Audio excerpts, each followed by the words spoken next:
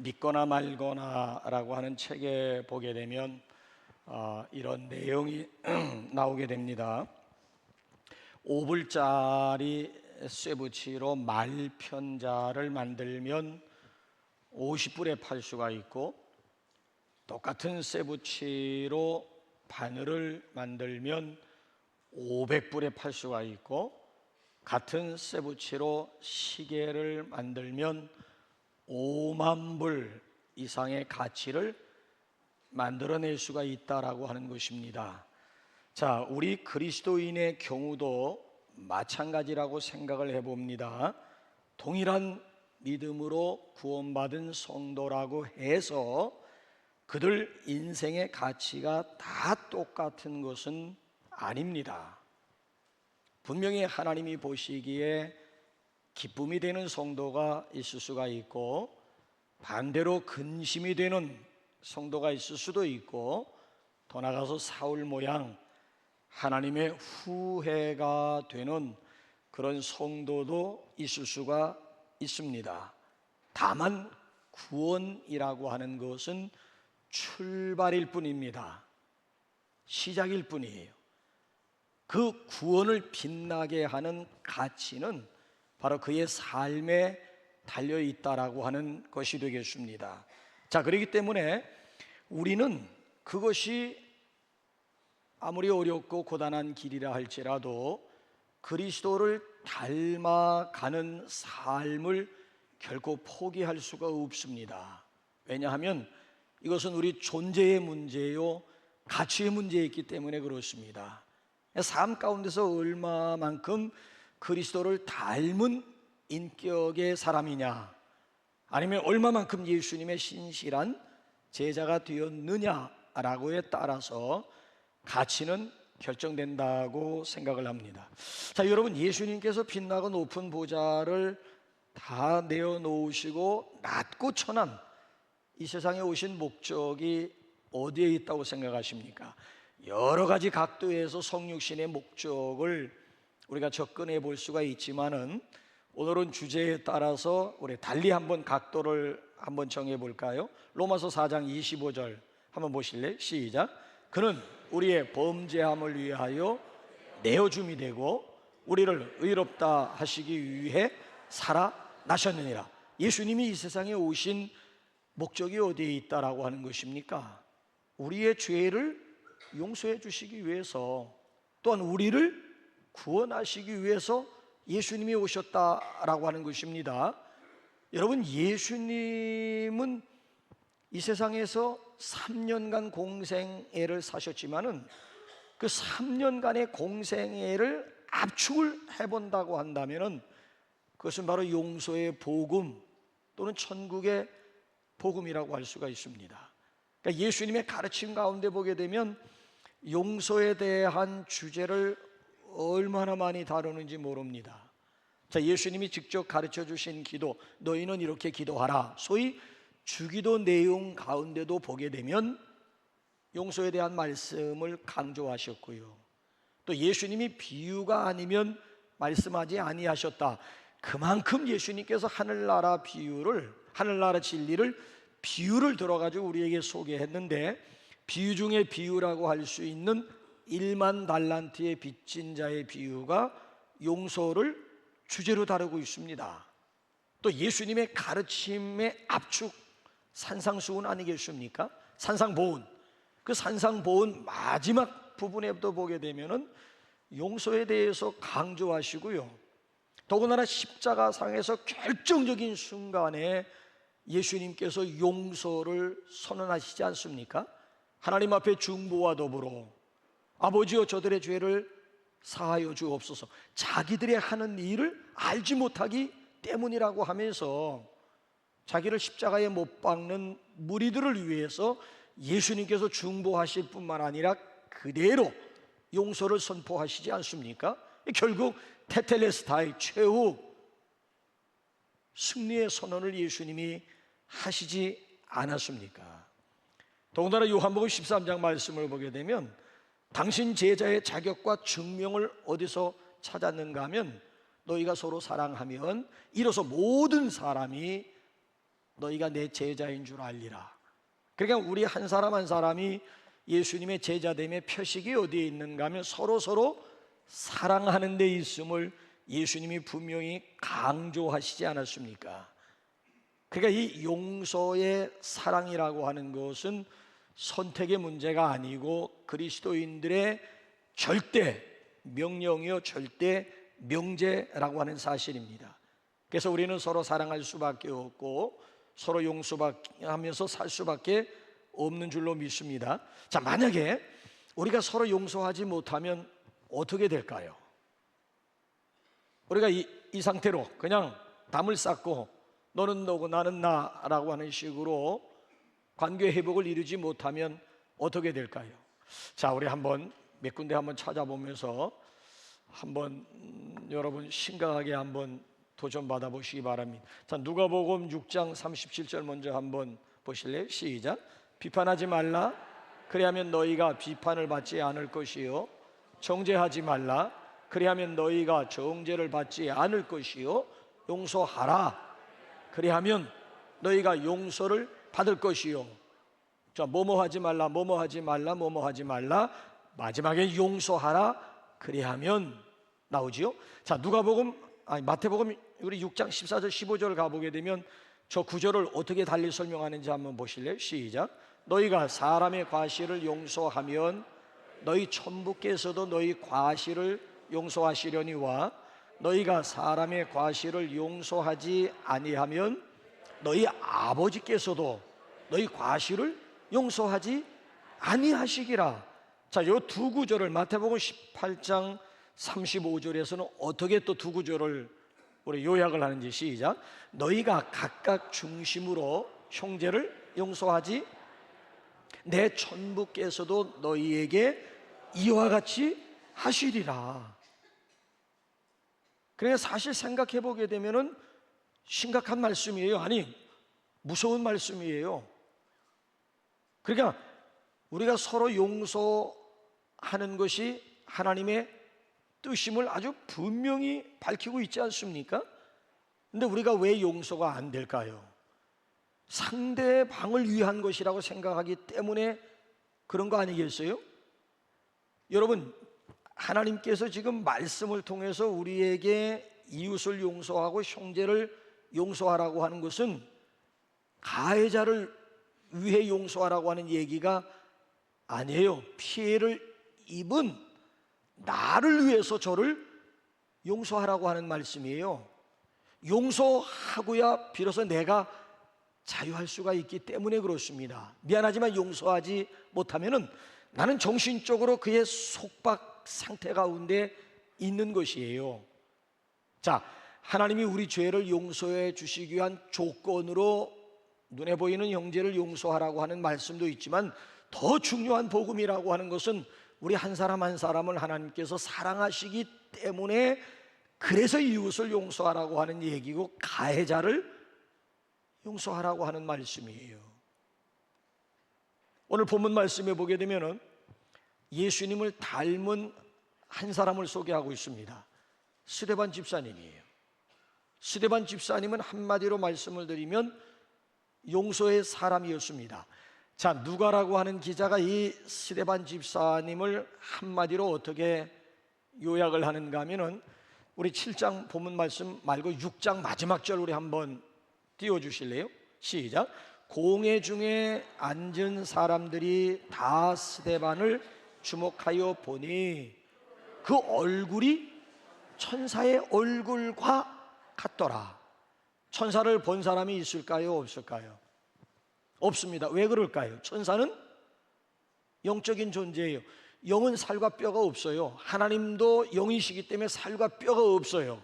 그렇기 때문에 우리 육안으로 볼 수가 없는데 만약에 천사를 볼 수만 있다면 아마 스데반 집사님과 같았을 것이다 라고 하는 그런 얘기예요.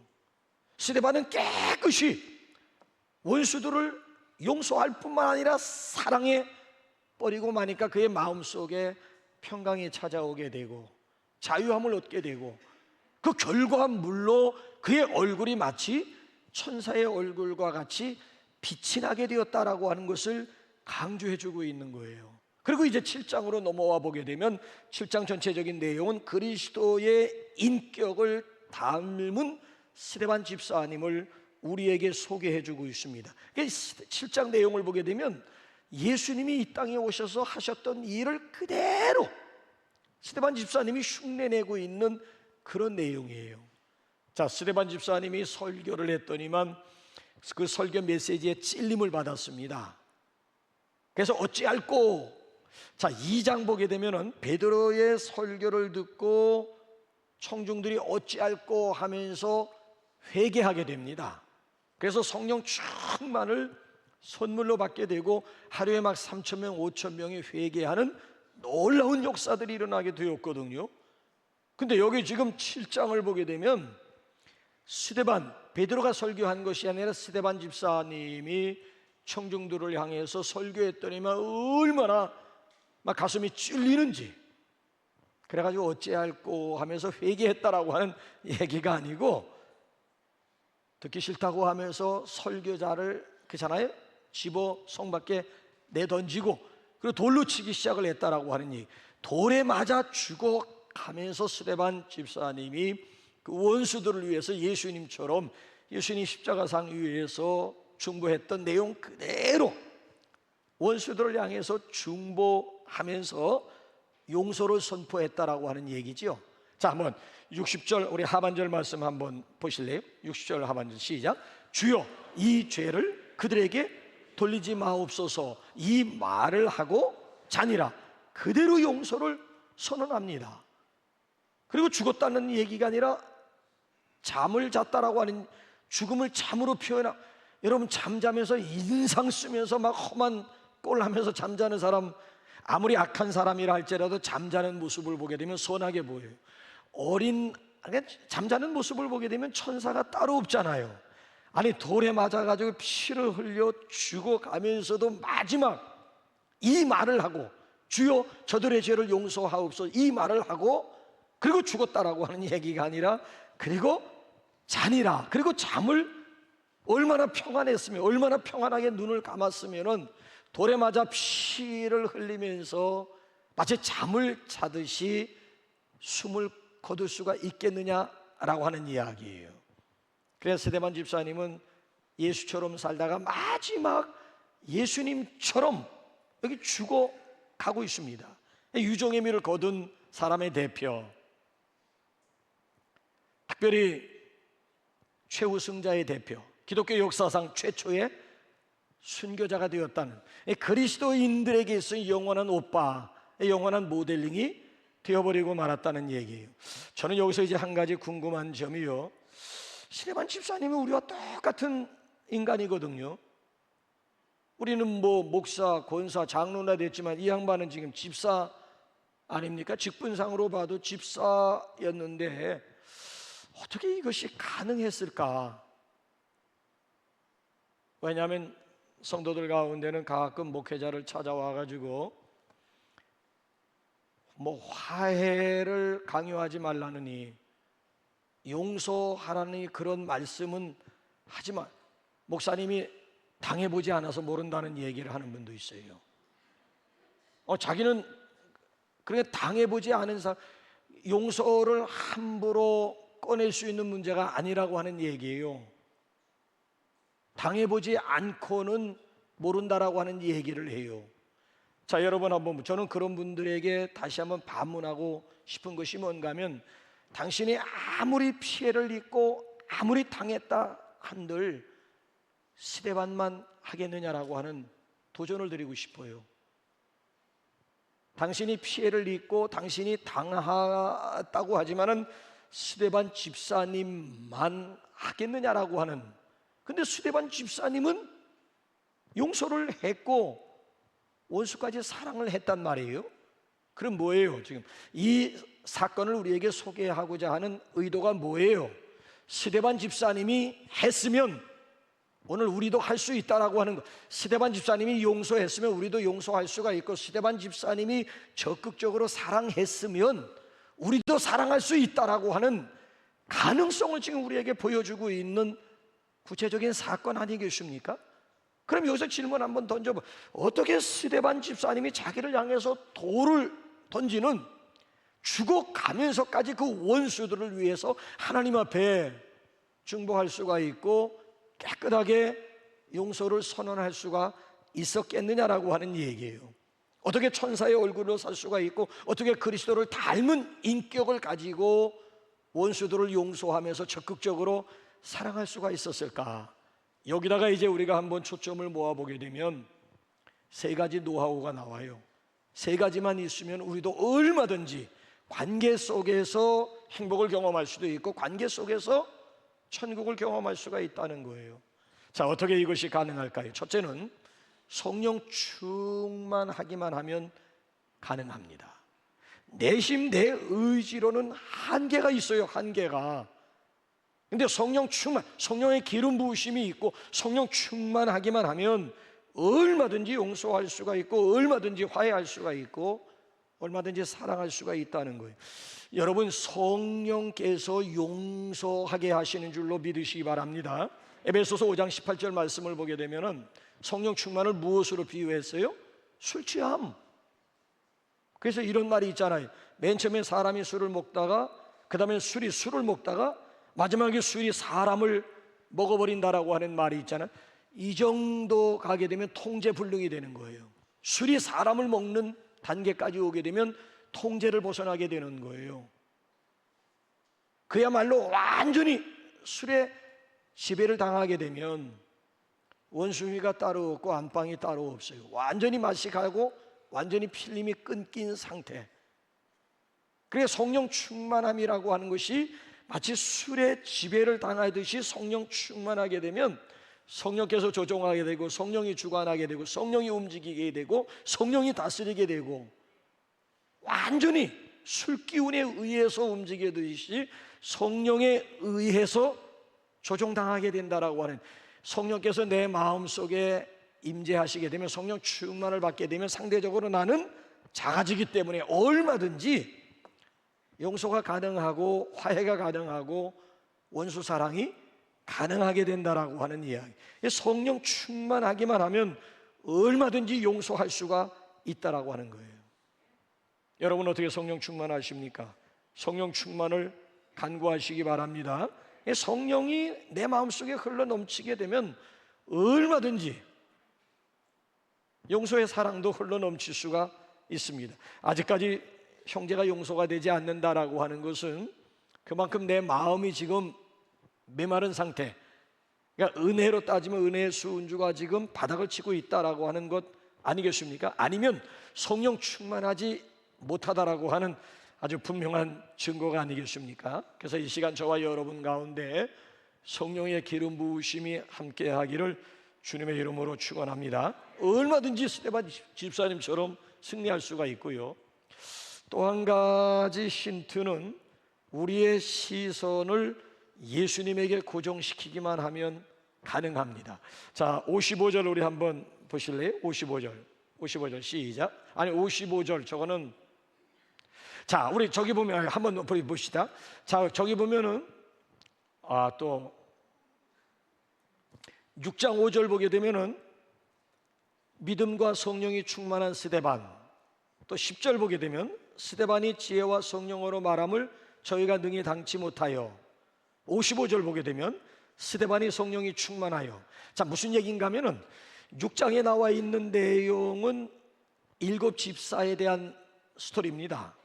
그러니까 사도들이 교회 내에 있는 헬라파 과부나 아니면 히브리파 과부들을 구제하다 보니까, 그러니까 궁율 사역을 하다 보니까 주객이 전도가 된 거예요. 하나님의 말씀을 전하고 기도하는 것이 사도들의 주 임무요 사역임에도 불구하고 오히려 궁율 사역이 이건 아니다 싶어가지고 이 문제를 해결하기 위해서 7 집사를 선택하게 되었다라고 하는 얘기잖아요. 그래서 7 집사를 선택해서 궁율 사역, 소위 말하면 구제와 공개 같은 것은 집사들에게 맡기고, 그 다음에 사도들은 본연의 임무라고 할 수 있는 말씀 전하는 것과 기도하는 일에 전무, 집중하겠다라고 해서 집사를 뽑게 되었다는 거예요. 그 집사의 자격이라고 하는 것은 성령과 믿음과 지혜가 충만한 사람, 해서 그 7명의 집사 가운데 스데반이 들어있게 되었다. 스데반을 한마디로 말씀드리면 6장 5절, 6장 10절 아니면 7장 55절 보게 되면 공통점이 뭐예요? 성령 충만한 스데반을 소개하고 있는 내용이에요. 그래서 성령 충만하기만 하면 얼마든지 가능하고요. 자, 우리 한번 55절 이제 한번 넘어가 볼까요? 55절 한번 띄웠으니까 시작. 스데반이 성령 충만하여 하늘을 우러러 주목하여 하나님의 영광과 및 예수께서 하나님 우편에 서신 것을 보고, 자, 스데반이 주목했다. 하늘을 우러러 주목했다. 스데반이 보았다. 뭘 주목했다는 얘기고 뭘 보았다라고 하는 얘기지요? 하나님 보좌 우편에 서 계신 예수님을 주목했다라고 하는 얘기예요. 주목이라고 하는 것이 뭐예요? 보았다라고 하는 것에 대한 강조점이 주목 아니겠습니까? 구령자에게 시선을 모으라고 하는 요구 아니겠습니까? 그러니까 이 순간에 스데반 집사님은 자기를 향해서 돌을 던지는 무리들을 바라보았다라고 하는 얘기가 아니라 그 순간에 하늘을 우러러 보았다는 얘기고, 결국 하나님 보좌 우편에 서 계신 예수 그리스도를 주목했다, 예수 그리스도를 보았다라고 하는 것 아니겠습니까? 저는 이 말씀을 이렇게 쭉 보면서, 야, 그 순간에 만약에 이 스데반이 원수들을 바라보았더라면 그래도 과연 용서할 수가 있고, 그래도 과연 중보기도를 할 수가 있었을까?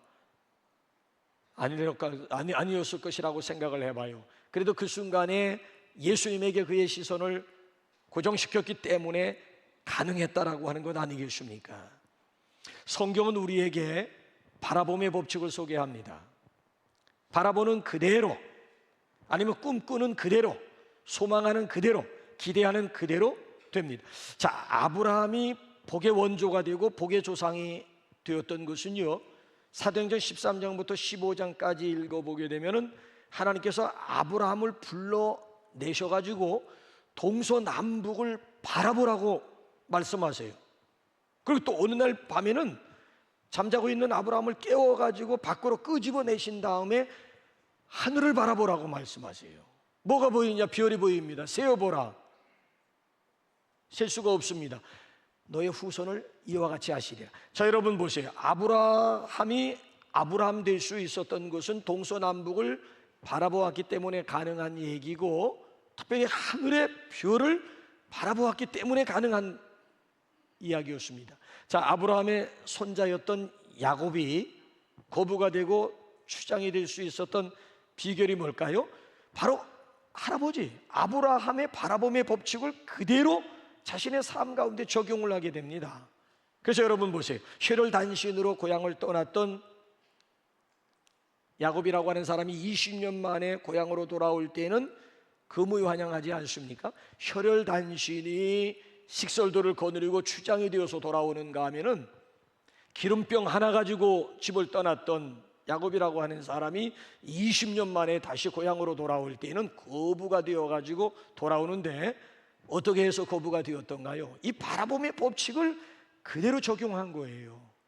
그래서 실한 양은 야곱의 것이 되고 약한 것은 외삼촌 라반의 것이 되었다. 이게 무슨 내용인가 하면은, 양들과 염소들이 새끼를 베려고, 아니 물을 마시기 위해서 우물가로 오게 될 때에 실한 양들이 오는 경우에는 야곱이라고 하는 사람이 버드나무, 살구나무, 신풍나무 가지를 꺾어가지고 껍질을 벗겨가지고 벗긴 상태에서 양들이 물을 마시고 있는 우물가에다 쭉 걸어놓은 거예요.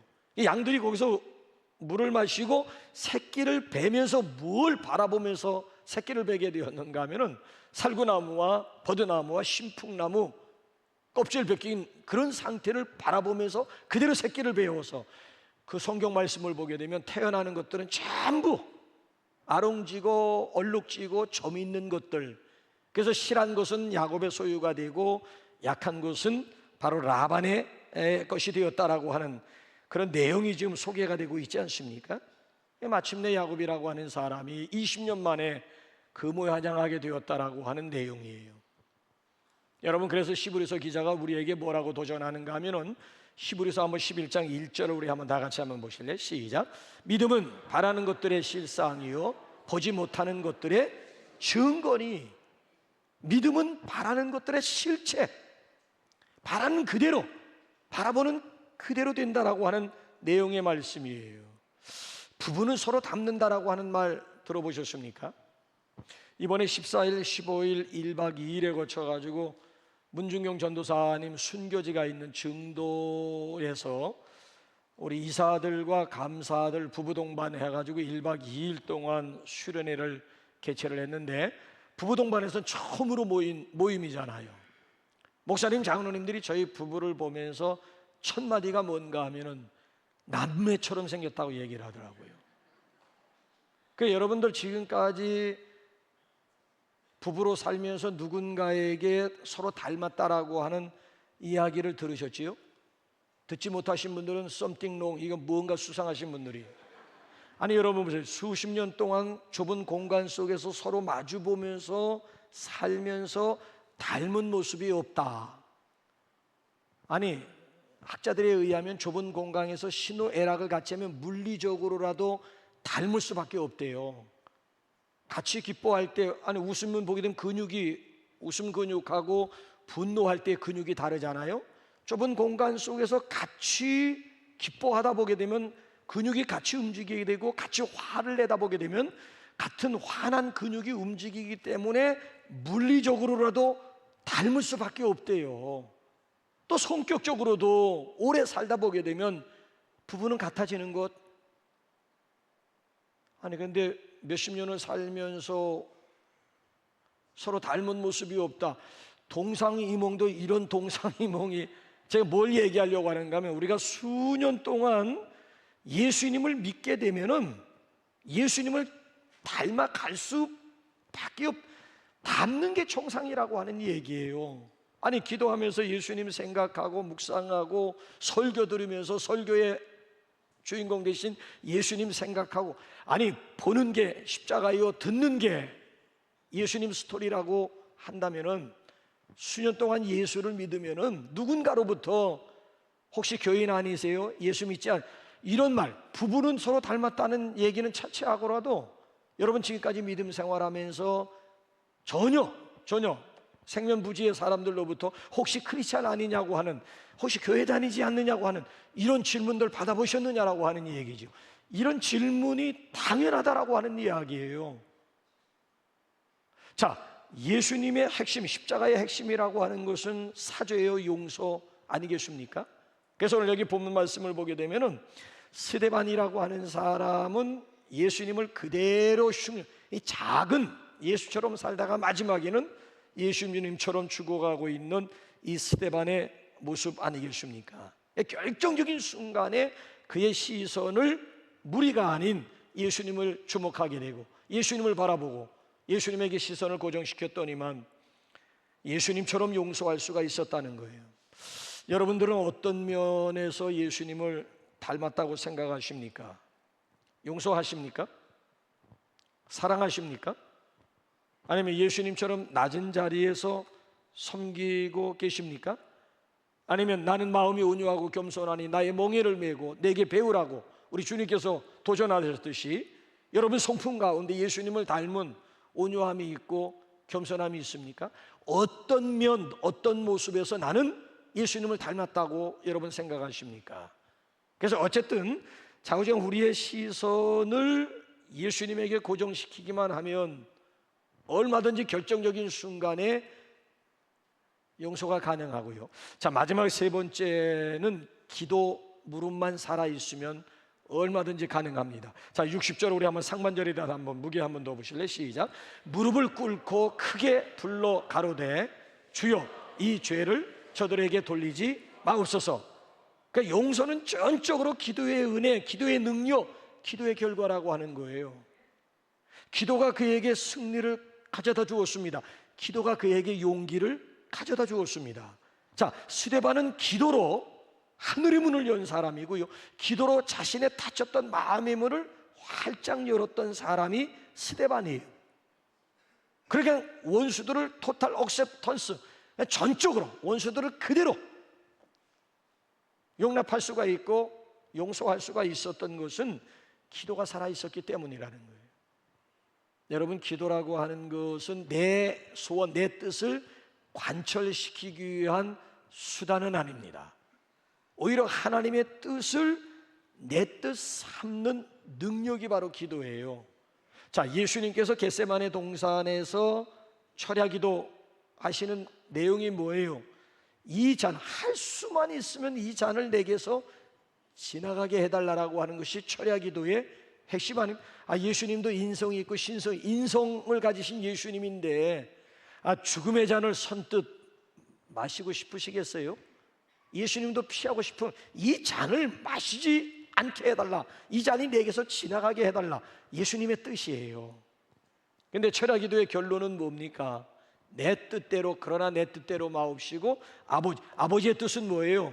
아들이 이 잔을 마시는 거예요. 마시는 아들 예수님은 이 잔을 내게서 지나가게 해달라고 하는 것이 예수님의 소원, 예수님의 뜻이었다고요. 마지막 철야기도의 결론은 뭔가 하면, 그러나 내 뜻대로 마옵시고 아버지의 뜻대로 하옵소서라고 기도하신 후 결국 그 잔을 마셨다라고 하는 것 아니겠습니까? 하나님의 마음을 내 마음으로 수용하는 것이 곧 기도예요. 기도하다 보면 어느 사이에 얼어붙은 우리의 마음이 녹아져 내리게 되고요, 기도하다 보면 어느 순간 내 눈에서는 용서의 눈물이 흐르는 것, 이 기도하는 사람들에게만 주시는 하나님의 특별한 은혜입니다. 아직까지도 여러분, 형제가, 이웃이, 친구가 용서가 되지 않는 분들이 있는지요? 그래서 괴로운 분들 있으신지요? 기도하십시오. 그리고 먼저 하나님의 용서를 한번 구해보세요. 하나님의 용서가 내 마음속에 흐르게 되면 나를 통해서 이웃에게로 그 용서가 흘러나갈 수가 있는 거예요. 여러분 보세요. 다른 사람이 나를 미워할 수는 있어요. 근데 나는 다른 사람을 미워할 수가 없습니다. 혹시 여러분들 물과 불은 원수가 없다라고 하는 말 들어보셨나요? 물과 불은 원수가 없다, 이게 무슨 얘기예요? 물로 인해서 엄청난 내가 수해를 입었어요. 자, 불이 남으로 인해 가지고 세간 하나 건지지 못하고 완전히, 그야말로 화마라고 얘기를 하잖아요. 화마의 흔적을 가지고 있다 할지라도 여러분, 불을 미워하고 물을 미워할 수 있습니까? 아니, 내가 지금 수해를 입고 화마를 입은 당사자라고 해서 물을 멀리하고 불을 멀리할 수가 있겠느냐고요. 수해를 입고 화마를 당했다 할지라도 우리는 물을 가까이 할 수밖에 없고, 물 마시지 않고 살 수가 있고, 불을 떼지 않고 물과 불은 원수가 없다라고 하는 말이 있어요. 그럼에도 사람에게는 원수가 있는, 사람은 자체하고라도 그리스도를 믿는 그리스도인들에게 원수가 있다. 아직까지 용서하지 못한 껄끄러운 이웃이 나에게 남아있다. 여러분, 이 문제를 어떻게 생각하십니까? 심리학에서는요, 게슈탈트 법칙을 이야기함. 이 게슈탈트 법칙이라고 하는 것이 뭔가 하면, 사람이 사람을 바라볼 때 어느 정도 거리에서 바라보느냐, 아니면 어느 조명 아래에서 보느냐에 따라서 예뻐 보일 수도 있고 그렇지 않을 수도 있다라고 하는 얘기예요. 특별히 여성들 같은 경우에는 햇볕 아래에서 보는 것보다는 달빛 아래에서 보는 것이 훨씬 더 예뻐 보인다는, 왜? 단점들이 달빛에 의해서 다 가려질 수가 있기 때문에 똑같은 대상이지만 햇볕 아래에서 보느냐 아니면 달볕 아래에서 보느냐에 따라서 전혀 달라질 수가 있다. 또 거리도 보면 가까이에서 보는 것보다는 적당한 거리를 두고 보는 것이 아름다울 수가 있다라고 하는 이 게슈탈트 법칙보다도 더 아름다운 법칙이 있다면 그게 바로 파든의 법칙이라고 하는 얘기, 용서의 법칙이라고 하는 거예요. 용서하게 되면 원수가 친구로 변해요. 용서하게 되면 적이 동지가 돼요. 용서하게 되면 추녀랄지라도 미녀로 바뀌어요. 용서하게 되면 지옥도 얼마든지 천국으로 바뀌어질 수가 있다라고 하는. 자, 그래서 여기는 본문 말씀을 보게 되면 관계가 행복이잖아요. 관계 속에서 얼마든지 불행할 수도 있고 관계 속에서 행복을 경험할 수도 있는데, 자, 죽어서만 천국 가는 것이 아니라 이 땅에서도 얼마든지 우리가 천국의 그림자를 맛볼 수가 있는데 그것이 바로 관계라고 하는 거예요. 그래서 오늘 여기 본문 말씀을 보게 되면은 하나님께서 우리에게 용서를 말씀하실 때에는 우리를 사랑하시기 때문에 그런 거예요. 가해자를 통해서 그리스도의 인격을 닮아갈 수 있는 기회가 될 수가 있다는, 그래서 이런 말이 있잖아요. 나를 괴롭히는 자가 곧 나를 성공시키는 자라고 하는 그런 말이 있어요. 나를 괴롭히는 자를 통해서 우리는 그리스도의 인격을 흉내낼 수가 있고 그리스도의 인격을 닮아갈 수 있는 절호의 찬스가 될 수가 있다라고 하는 얘기예요. 상대방에게 상처를 받았는데 그 상처를 그대로 안고 불행한 삶 살지 말라는 거예요. 오히려 내 쪽에서 일방적으로 선포하게 되면 비로소 나는 그로부터 자유함을 얻게 되고 오히려 이 땅에서 오히려 천국의 그림자를 맛볼 수가 있고 작은 예수님처럼 살 수가 있는 비결이 바로 여기에 있다는 거예요. 자, 바라기는 우리 모든 관계 속에서 행복을 경험하고 관계 회복을 통해서 천국을 경험할 수 있는 우리 저와 여러분들이 될 수 있기를 주님의 이름으로 축원합니다. 자, 그래서 우리 찬송가가 우리 4절까지 되어 있는데